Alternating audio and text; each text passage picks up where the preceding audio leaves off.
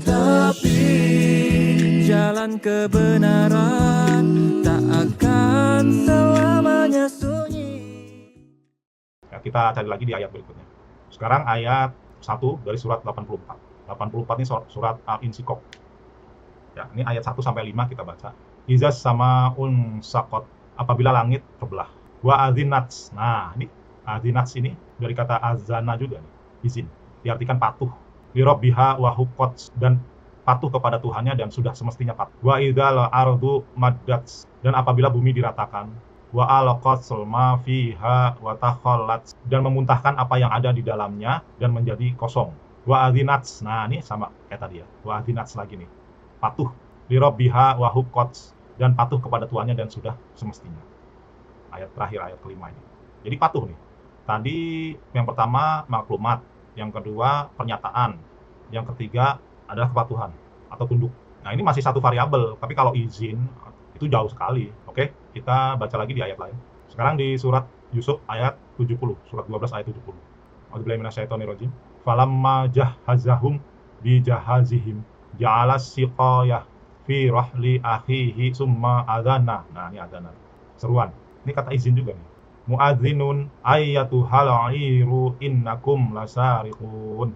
Orang yang menyeru, ya, muadzin. Wah, ini muadzin itu orang yang menyeru nih tuh. Jadi kalau orang yang azan ya tiap 5 waktu sholat itu di masjid itu artinya orang yang menyeru, muadzin.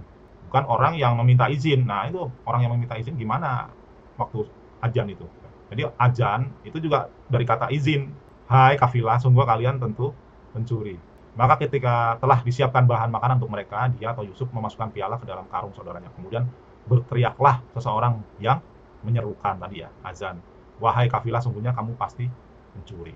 Nah, yang pertama tadi adalah maklumat, yang kedua adalah pengumuman, yang ketiga adalah tunduk atau kepatuhan, dan yang keempat seruan atau ajakan. Ya, kita close dulu ya. Nah, kalau kita ambil kesimpulan dari 4 ayat tadi yang saya sebutkan, itu masih satu variabel. Nah, coba ya kita ambil satu ayat lagi ya, yang berkenaan dengan kata izin di surat 22 ya, surat Al-Hajj ayat 27. Wa adina, nah, serulah finnas kepada manusia bil hajj, untuk mengerjakan haji. Ya tuka rijalau wa ala, mereka akan datang kepadamu berjalan kaki dan atas kulit tiap-tiap atau mengendarai domir onta. Yatin, mereka datang min kulli, dari tiap-tiap fajr, jalan atau penjuru, amik, dalam jauh.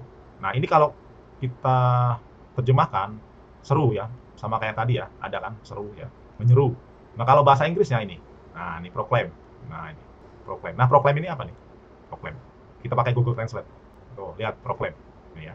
Saya geser ya. Nih. Nah. Tuh, proclaim. Ya. Nih, proclaim artinya menyatakan. Ya. Nah, menyatakan ini variabelnya, lihat di bawahnya. Nah, lihat nih. Proklamirkan, mengumumkan, ya, menyerukan. Ini masih satu variabel. Ya, kita close dulu. Nah, untuk memastikan lagi atau untuk meyakinkan kita, ini saya akan buka kamus bahasa Arab. Nah, ini ya, ini kamus bahasa Arab ya. Saya akan perbesar sebentar. Ini kata azana nih, lihat tuh. Nah, ini ya, ini kata azana nih ya, tuh. Azana nih. Ini ada banyak, dan yang kita perlu terjemahkan itu yang miring-miring seperti ini ya. Nah, miring-miring seperti ini nih. Nah, ini kita terjemahkan aja nih. Memberitahukan kan, mengumumkan atau menyatakan. Nah, the time of prayer, waktunya beribadah. Kita terjemahin lagi. Tuh, waktunya sholat, ya, azan, muazin tadi, iqamat atau prayer. Di sini ada kata izin, ada di atas tadi ya. Tapi terjemahan yang benar itu yang proklaim ini. Ini sama seperti ketika saya membahas tentang kitab. Ya, kitab juga diartikan buku, ada di sini buku. Tapi kan Quran itu ketika turun tidak dalam bentuk buku. Seperti juga ini, kata izin itu bukan permisi, bukan merestui, bukan meridoi, bukan persetujuan, bukan membolehkan, bukan mengabulkan. Nanti kalau tidak melarang atau membolehkan atau menyetujui lalu disandingkan kepada Allah, nah ini dari kacau lah. Sama dengan kajian kitab ya yang udah saya bahas sebelum-sebelumnya. Oke, kita terus dulu. Nah, dari ayat-ayat tersebut kita bisa ambil kesimpulan bahwa kata azana, alif zanun, adalah seruan atau pengumuman, deklarasi juga bisa, atau proklamasi ya, yang Allah maklumatkan di dalam hukum alam atau sistem alam. Jadi kalau kita lihat surat yang diucapkan oleh Ustadz yang kita dengar di videonya tadi, yaitu surat Tagabun ayat 11 yang berbunyi ma'asoba min musibatin illa biiznillah, tidak ada suatu musibah yang menimpa seseorang kecuali dengan izin Allah. Itu artinya izin di situ adalah seruan, pengumuman atau maklumat dari Allah Subhanahu wa taala. Jadi tidak ada suatu musibah yang menimpa seseorang kecuali dengan maklumat, pengumuman dari Allah Subhanahu wa taala. Jadi apa yang Allah umumkan tentang musibah itu? Ya kembali lagi ke ayat lain, yaitu ayat 79 dari surat An-Nisa yang bunyinya ma asobaka min hasanatin faminallah wa ma asobaka min sayyiatin famin nafsik. Yang artinya kebaikan apapun yang kamu peroleh itu asalnya dari Allah, sedangkan keburukan apapun yang menimpamu itu disebabkan oleh dirimu sendiri. Nah, ini adalah pengumuman atau proklamasi atau maklumat dari Allah Subhanahu wa taala tentang musibah. Nah, kok bisa begitu? Nah, kita lihat ya, di ayat lain itu ada maklumat Firaun. Kita baca surat Toha ayat 71 ya, surat ke-20. A'udzubillahi minasyaitonirrajim. Qala amangtum lahu qabla ang adana. Nah, ini ada adzan. Ya, diartikan makum memberi izin.